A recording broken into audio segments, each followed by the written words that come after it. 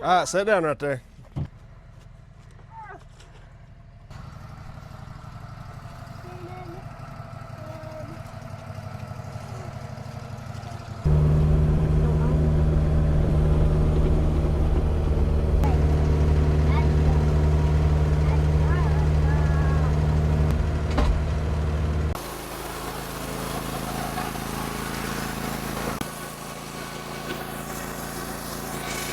You ready? All right, let's go with it. Oh, you got it. Good job.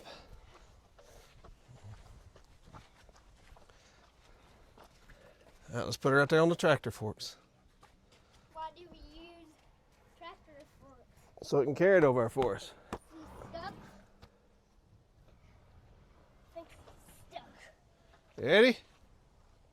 Yeah, Come on. What are we going to do with this I'm gonna put it on top of the other one.